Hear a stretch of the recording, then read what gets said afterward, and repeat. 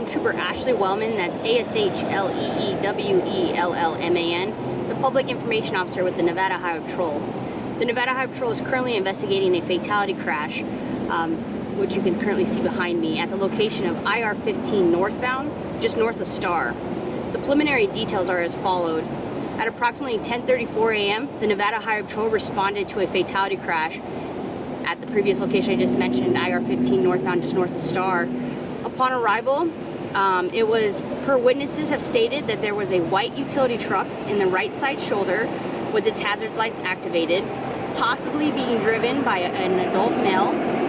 The adult male was out of the vehicle when a utility van that was in the far right travel lane failed to maintain its travel lane, striking the pedestrian. Unfortunately, the pedestrian did succumb to the injuries sustained on scene and was pronounced deceased. We have a hard closure in place, and only one travel lane is open at this time. So I guess to sum it up, the guys in the truck is on the side of the road, and the van, was it in the turn lane right here, or was it in the shoulder right? Which shoulder? Yes, it was in this far right travel lane. Was this vehicle stalled, or was it breeze? We're still early in the investigation. We do know that the vehicle's hazard lights were activated and it was stationary. We do not even know if the pedestrian was the actual driver of the vehicle. It's still being determined, but we're leaning towards probably the driver of the vehicle. And the pedestrian was obviously outside of the vehicle, right? Yes. Do we know where the pedestrian was when he was struck?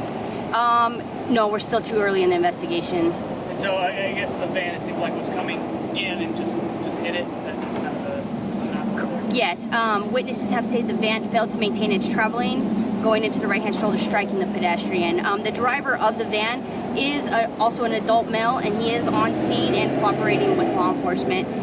We do not know if impairment is, or we do not suspect impairment. It's still too early in the investigation, and they're furthering that at this time. Awesome. How long do you guys expect this lane closure to be in effect? We anticipate at least 2 hours, possibly longer. The Star northbound on-ramp is currently closed, as well as the 2, 3, and 4 traveling on 15 northbound just north of Star. So if you can, please make alternate routes to get to your destinations, because there is quite a delay in traffic.